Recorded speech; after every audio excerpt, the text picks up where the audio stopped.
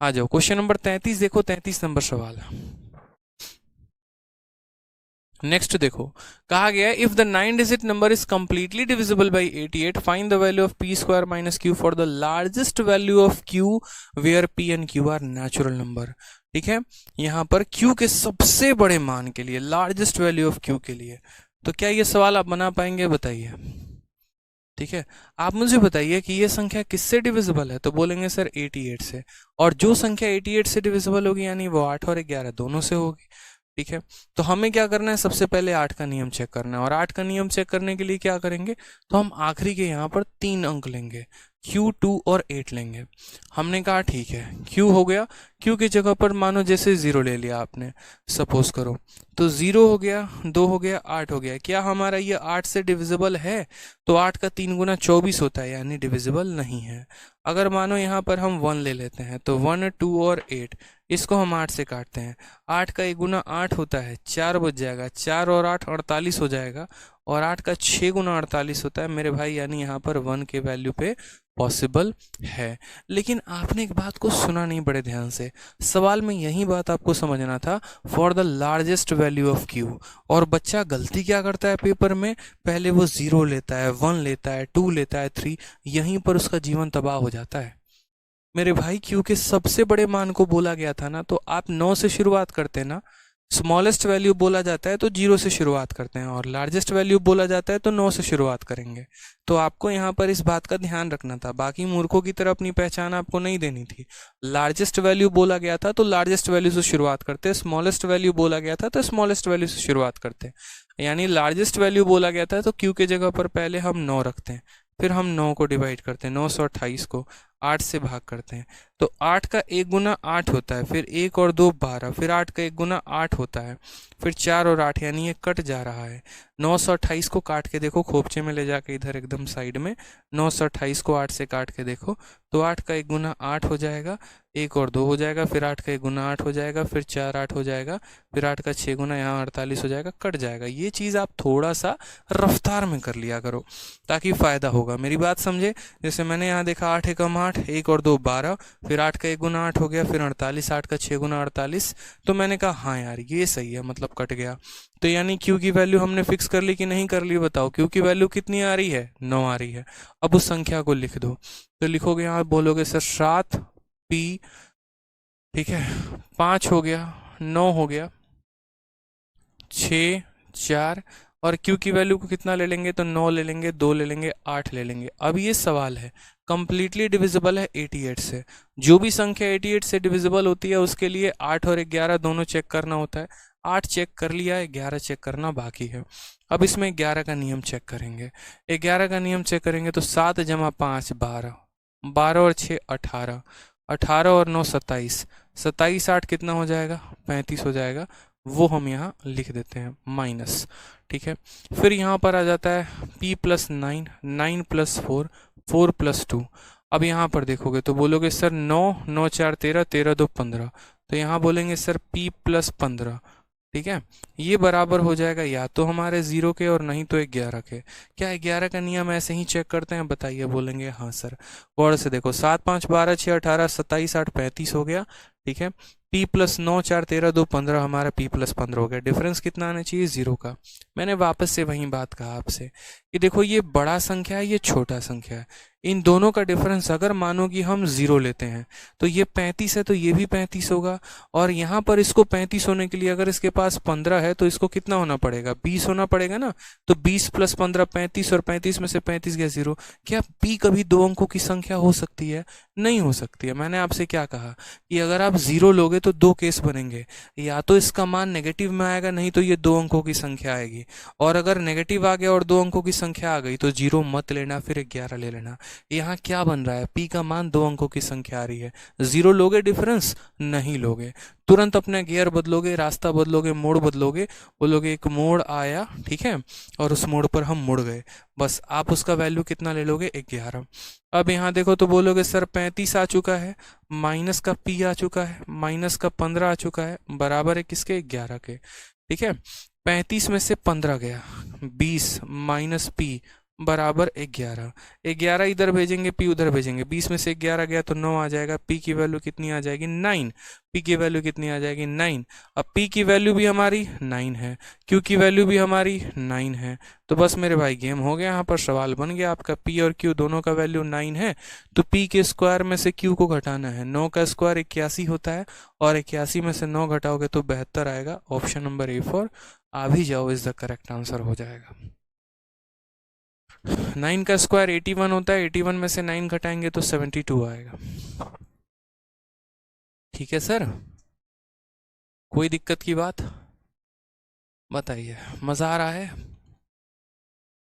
चलिए next question देखिए, same तरीके से आपके सामने एक और प्यारा सा क्वेश्चन है कि यदि ये 9 अंकों की संख्या कंप्लीटली डिविजिबल है 88 से, जहां पर हमें इसकी वैल्यू बतानी है और स्मॉलेस्ट वैल्यू ऑफ n, इस बार n की सबसे स्मॉलेस्ट वैल्यू। तो मुझे बताओ, लार्जेस्ट वैल्यू के लिए मैंने बताया ना, मैंने कहा कि पहले n 9 रखना, फिर 8 रखना, फिर 7 रखना। अब स्मॉलेस्ट वैल्यू के लिए बताना है, तो क्या आप ये बता दोगे? पहले 0 रख लेना, नहीं कटेगा, फिर 1 रख, देखो 0 रखते कट जाएगा। n की वैल्यू 0 रखोगे, लास्ट की 3 संख्या 48, 8 से कट जाती है, 8 से 48 होता है, यानी हमें n की वैल्यू तो 0 पता चल गया। अब n की वैल्यू 0 पता चल गया, m की वैल्यू निकाल लेंगे और उसके बाद यहाँ पर बता देंगे। ठीक है, बट यहाँ पर जो है एक और चीज ध्यान रखना कि हम यहाँ n की वैल्यू को 0 नहीं ले सकते हैं। अब बोलोगे सर क्यों नहीं ले सकते हैं? क्यों? क्योंकि सवाल में कहा गया m और n नेचुरल नंबर हैं, प्राकृत संख्या हैं, और मेरे भाई 0 प्राकृत संख्या नहीं होता, 0 वोल नंबर होता है। यानी यहाँ पर हम n को 0 नहीं रखेंगे, फिर 1 रख कर देख लेंगे, 2 रख कर देख लेंगे, 3 रख कर देख लेंगे, 4 रख कर, जिस पर कटेगा उसमें जो सबसे छोटा वाला मान होगा वो n की वैल्यू ले लेंगे, फिर उसके अकॉर्डिंग m की वैल्यू आ जाएगी, और फिर m square into n square की वैल्यू हम बता देंगे। अगर यहाँ ये नहीं बोला होता कि m और n नेचुरल नंबर है, तो n की वैल्यू 0 रखते और आंसर हमारा आ जाता 0, क्योंकि इतना इंटू 0 बराबर 0 होता। CGL 13 अप्रैल 2022 इस बार के प्री का क्वेश्चन है, तो ये आपको करना है।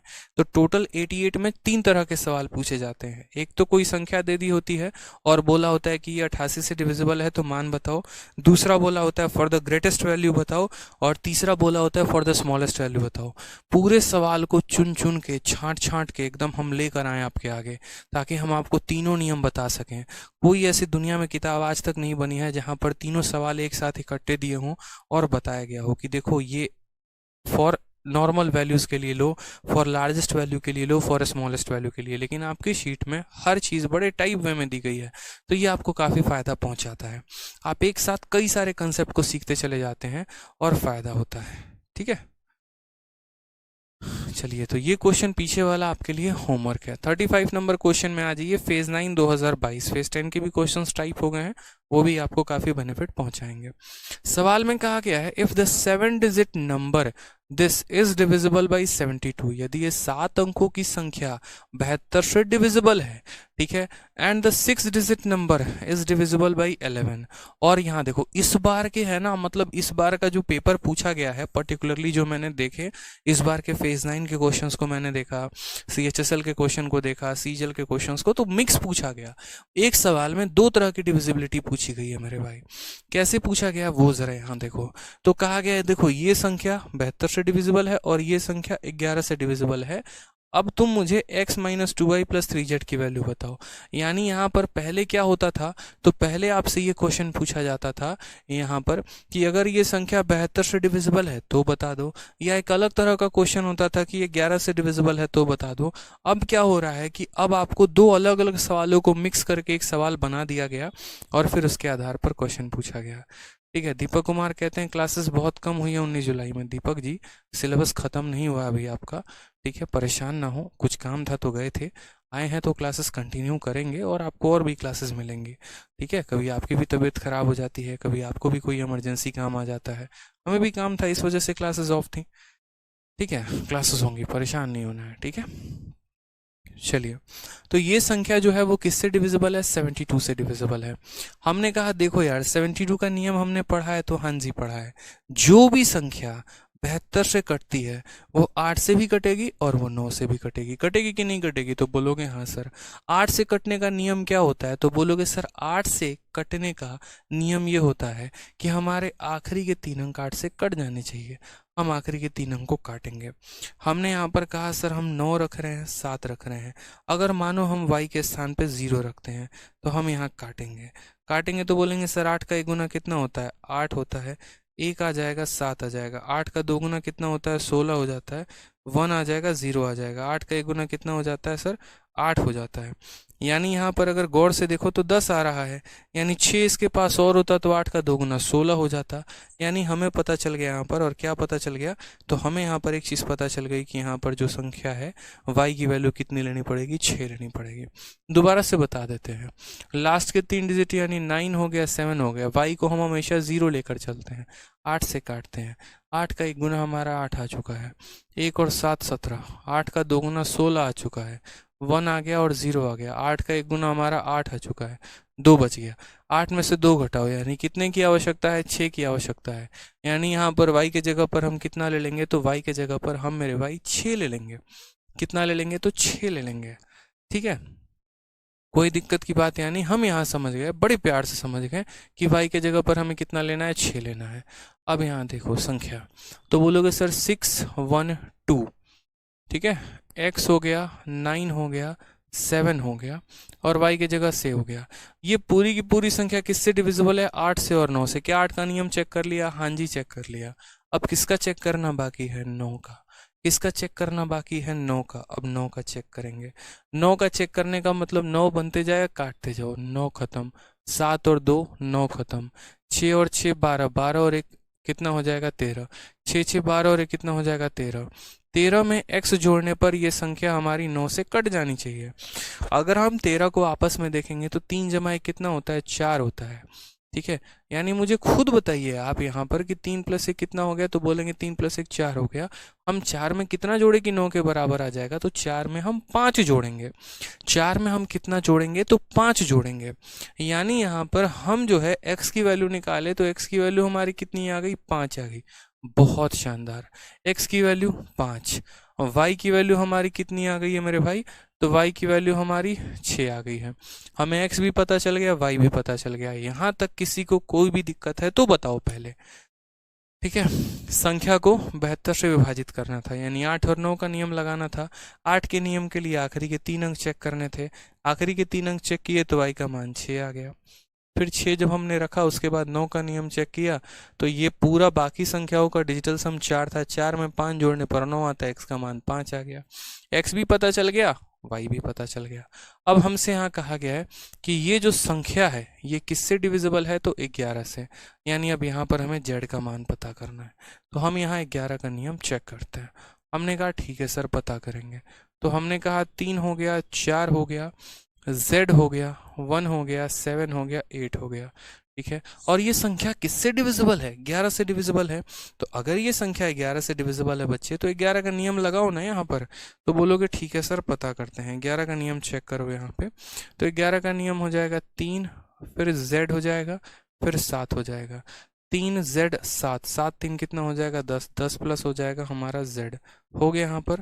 फिर बाकी देखो 4 1 5, 5 और 8 कितना हो जाएगा, तो 4 1 5, 5 8 हो जाएगा हमारा 13। ठीक है, इनका डिफरेंस कितना आएगा, 0 आ सकता है, या फिर कितना आ सकता है, 11 आ सकता है। हमने कहा कि पहले इनका डिफरेंस 0 लो, अगर 0 पर बात नहीं बनी फिर 11 ले लेना। हमने कहा ठीक है सर। ये संख्या में से 13 घटाने पे 0 आ रहा है, यानी इसको भी 13 होना पड़ेगा। 13 होने के लिए अगर ये 10 है तो z का मान कितना होगा, 3 होगा। बाकी अगर आप सॉल्व करना चाहते हैं तो आप सॉल्व कर लीजिए। ठीक है, यहाँ पर हम बोलेंगे सर देखिए 10 हो जाएगा, 10 + z - 13 बराबर कितना हो जाएगा, तो 10 + z - 13 बराबर हो जाएगा हमारे 0 के। फिर यहाँ पर हो जाएगा सर 10 में से 13 गया, z - 3 बराबर 0, तो z की वैल्यू हमारी 3 आ जाएगी। आप ऐसे भी लिख सकते हैं। अब आपके पास x का भी मान पता है, y भी पता है, z भी पता है, तीनों को सॉल्व करो आराम से, कोई दिक्कत नहीं, कोई परेशानी की बात नहीं है। ठीक है, x - 2y + 3z सॉल्व करेंगे तो बोलेंगे सर x - 2y और प्लस कितना हो जाएगा, 3z हो जाएगा। हमने कहा ठीक है सर। x की वैल्यू को देखो, x की वैल्यू कितनी है, 5 है। y की वैल्यू को देखो 6 है, 6 का 2 गुना 12 हो जाएगा। z की वैल्यू 3 है, तो 3 का 3 गुना कितना हो जाएगा, 9। 9 और 5 14, 14 में से 12 गया कितना आ जाएगा, 2 आ जाएगा। कौन सा ऑप्शन होगा, ऑप्शन नंबर सी, फर्क का होना प्यार है, इज द करेक्ट आंसर हो जाएगा।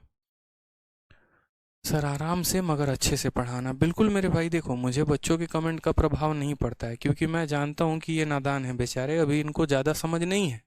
मैं तो बहुत अच्छे से जानता हूँ, मैं हर बैच में मेरे हज़ारों हज़ारों की संख्या में एडमिशन्स होते हैं। ठीक है, हज़ार संख्या और हज़ार बच्चे तो हज़ार अलग अलग अलग के विचार होंगे। किसी का अगर एक महीने में पेपर आएगा तो वो ये चाहेगा कि एक महीने में सिलेबस ख़त्म करवा दें। किसी का मानो ऐसा होगा कि हाँ मेरे भाई कि हाँ नहीं सर, हमको तो जो बच्चा 1 डेढ़ साल से बेचारा भटक चुका है, 2 3 जगह कोचिंग ले चुका है, जहाँ से उसका सिलेक्शन नहीं हो रहा है, तो उसको अच्छे से पता है कि 3 जगह कोचिंग ले ली, 2 2 महीने वाली भी कोचिंग ले ली, आज तक मेरा सिलेक्शन नहीं हुआ। क्यों नहीं हुआ? क्योंकि मैंने कभी कंसेप्ट नहीं पढ़ा। तो यानी वो बोलेगा नहीं सर, आराम से पढ़ाओ, कंसेप्ट से पढ़ाओ, अच्छे से पढ़ाओ। और जो बेचारा अभी नया नया निब्बा निब्बी वाला जो कहानी होता है ना, जो बेचारा अभी नया नया अभी कंपटीशन में आया है, उसको भी पता नहीं है कहानी क्या है, तो वो तो बोलेगा सर देखो नवंबर में पेपर है, जल्दी ख़त्म करो सिलेबस। अब ये जल्दी ख़त्म करो में उसको पता ही नहीं कि हाँ जल्दी का मतलब क्या होता है। उसको कोई मतलब नहीं है कि ये क्वेश्चन भी कराओ ये भी कराओ, नहीं जल्दी खत्म करो, नंबर सिस्टम खत्म होना चाहिए, दिखना चाहिए कि ये नंबर सिस्टम भी हो गया, ज्योमेट्री भी हो गया, मेंसुरेशन भी हो गया। तो मैं उन बच्चों के कमेंट को उतना ध्यान में देता ही नहीं हूँ। रीज़न यहाँ पर, क्योंकि मुझे पता है मैं अपने आप से ईमानदार रहूँगा। ठीक है, वो बेचारे अभी नादान है, उनको तो अपना सिलेबस भी नहीं पता, चैप्टर भी बोल दूँ काउंटिंग पर कि हाँ गिनवा दो यहाँ पर कि ये तुम्हारे चैप्टर है, वो भी नहीं बता पाएंगे, लेकिन उनको सिलेबस जल्दी चाहिए होता है। तो हम उन चीज़ों का फ़र्क नहीं समझते, हमें पता है कि हमें अच्छे से पढ़ाना है, और अच्छे से पढ़ाना है तो हम अच्छे से पढ़ाते हैं। कुछ एक आधा नेगेटिव कमेंट बच्चों के होते हैं, ख़त्म नहीं किया, टाइम पर नहीं किया, तो हम बोलते हैं तुम्हें अभी पता नहीं चलेगा, टेंशन मत लो, हमने समय पर ख़त्म कर भी दिया होता तब भी तुम्हारा पेपर नहीं होता। क्यों? क्योंकि पेपर ऐसे होता ही नहीं है। सिलेक्शन ऐसे थोड़ी होता है यार कि हाँ पेपर आया, सिलेबस ख़त्म करा दिया, बस यहाँ पर पढ़ के चले गए, हो जाएगा। भाई प्री भी निकालना है, मेंस भी निकालना है, ओवरऑल हर चीज़ पर ध्यान देना है। पेपर आपको अपना सिलेबस ख़त्म करने के बाद कम से कम 3 से 4 महीने चाहिए होते हैं उसको रिवाइज़ करने के लिए, मॉक टेस्ट देने के लिए, मॉक में अपने नंबर्स को इम्प्रूव करने के लिए। हमेशा मेरी एक बात ध्यान रखना कि जितने नंबर आपके मॉक में आएंगे उतने ही नंबर आपके पेपर में आएंगे। अगर आपके मॉक में 120 130 के रेंज में नंबर आ रहे हैं ना, तो ऐसा होगा नहीं कि पेपर में जाके 180 190 लेकर आ जाओ, संभव ही नहीं है। ठीक है, तो एक एस्पिरेंट में क्या होता है कि जब वो सिलेबस ख़त्म भी कर देता है उसके बाद भी कई महीने उसको चाहिए होते हैं अपने आप के अपने टॉपिक्स को रिवाइज करने के लिए, अपने सिलेबस को कंप्लीट करने के लिए, मॉक को देने के लिए, नंबर्स को इम्प्रूव करने के लिए। पेपर के मैं 20 दिन पहले भी सिलेबस ख़त्म कर दूं तो भी आपके कोई फ़ायदे का नहीं है, वो मुझे पता है ना। लेकिन फिर ये चीज़ें बोल दूं, कुछ बच्चे दुखी हो जाते हैं, कुछ नेगेटिव हो जाते हैं, तो ऐसा नहीं होता। आप पढ़िए सर, आराम से पढ़िए, आप ऐसा पढ़िए कि आप बैक टू बैक जितने पेपर देते चले जाएं ना, आपका सारा पेपर निकले, आप किसी के मोहताज ना हो यहाँ पर। ठीक है, पेशेंस रखिए, अपने आप पर भरोसा रखिए, कायदे से पढ़िए। जो बाकी दुनिया जो एक हवाबाजी में जी रही है उस हवाबाजी में मत जिए। दुनिया एक तरफ अलग गोता लगा रही है, लगाने दो, वो खुश हैं बेचारे, उनको मस्त रहने दो। आप जो सीख रहे हो वो कोई नहीं सीख रहा, आप जो पढ़ रहे हो वैसा कोई नहीं पढ़ रहा। तो जिस तरीके से आपका सिलेक्शन होगा ना वैसा किसी का भी नहीं होगा, ये बात मेरे से लिखवा लेना। लेकिन कभी भी आप वो काम मत करो जो बाकी दुनिया करती है, कभी फ़ायदा नहीं हो पाएगा। समझ रहे हैं बात को यहाँ पे? और जितना हम पढ़ाते चलते हैं साथ के साथ उतना आप रिवाइज भी करते चलिए, अपने आप से भी ईमानदार रहिए। ठीक है, एक बच्चा कहता है संजय भाटी सर 144 आ गया। तो बच्चे ऐसे कोई भी संख्या नहीं आती है, वही संख्या हमेशा पूछी जाती है जो 2 को प्राइम नंबर का मल्टीपल होता है। जैसे 15 आपसे पूछ सकता है लेकिन कभी भी आपसे 16 नहीं पूछ सकता। क्यों? क्योंकि इसको कभी भी आप 2 को प्राइम नंबर में नहीं तोड़ सकते हैं। 16 कैसे टूटता है? 4 इंटू 4 में टूटता है, 2 इंटू 8 में टूटता है। ना ये को प्राइम है ना ये को प्राइम है, इसीलिए इसको नहीं पूछेगा। लेकिन 15 पूछ लेगा, क्यों? क्योंकि ये 3 और 5 से बना और दोनों को प्राइम है। तो हमेशा वो संख्याएं पूछी जाती हैं जो को प्राइम होते हैं आपस में, वो नहीं पूछा जाता जो को प्राइम नहीं होते हैं। ठीक है, तो मुझे बताइए, यहाँ पर पूछा गया है कि ये संख्या आपकी 12 से डिविजिबल है। 12 से डिविजिबल होने के लिए 3 और 4 का नियम लगाना पड़ता है। यहाँ पर आप देख लेना कि संख्या क्या आएगी, फिर 11 का क्या आएगी और XYZ की वैल्यू बताना। फेज़ 9 2022 का क्वेश्चन है, होमवर्क है ये आपका। ठीक है, सेम तरीके से देखो, अभी बोला गया which one of the following number is divisible by 15। 15 का होने का मतलब 3 और 5 होता है, तो यहाँ पर ये क्वेश्चन नंबर 37, ये भी आपका होमवर्क है। ठीक है। फिर कहा गया find the greatest value of a plus B for which the 8 digit number is divisible by 15। 15 से डिवाइड होने का मतलब 3 और 5 से, यानी सबसे बड़ी वैल्यू लेनी है। ये सभी क्वेश्चंस को बच्चे आप लोग ट्राई करना है। यहाँ पर बहुत आसान आसान क्वेश्चन सब हैं। जितने भी मुश्किल सवाल थे वो मैंने करवा दिए। अब जितने भी नन्हे मुन्ने ये सारे बच्चे वाले क्वेश्चन हैं, ये सारे बचे हुए हैं, आप इनको ट्राई करके आगे तक लेकर आना। नेक्स्ट क्वेश्चन तक जहाँ तक बना पाओगे ना, आप यहाँ तक बना के लेके आना, 41 तक बना कर लेकर आना।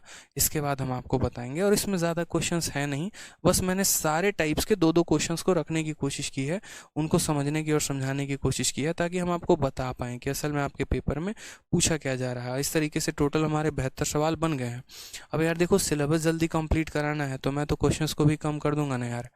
72 क्वेश्चंस डिविजिबिलिटी के मैंने आपको दिए हैं, मैं उसकी जगह 40 भी दे दूंगा। आपको क्या पता चलेगा पेपर में क्या पूछा जाता है, क्या नहीं पूछा जाता? आपको थोड़ी पता है कि 72 भी होता है, 88 भी होता है, 77 भी होता है। और चलो पता भी है तो मैं एक एक एग्जाम्पल में निपटा दूंगा। क्या ज़रूरत है एक क्वेश्चन नॉर्मल वैल्यू पे रखने की, एक क्वेश्चन स्मॉलेस्ट वैल्यू पे रखने की, एक क्वेश्चन लार्जेस्ट वैल्यू पे रखने की? मैंने तो वो इसीलिए रखा है ना, ताकि हम आपको कंप्लीट पढ़ा सकें, आपको अलग अलग जगह कोचिंग लेने की आवश्यकता ना पड़े। आपके पास एक अपना ब्रह्मास्त्र है, एक अपना बैच है, जिसको आप जब मर्जी चाहो, जैसे चाहो, जब भी पढ़ोगे तो आपको कंप्लीट मैथ वहीं मिल जाएगा। ना कोई दुनिया में किताब खोजने की ज़रूरत है, ना किसी की वीडियो देखने की ज़रूरत है, ना खुद मेरी वीडियो यूट्यूब पर देखने की ज़रूरत है। कंप्लीट है बैच में।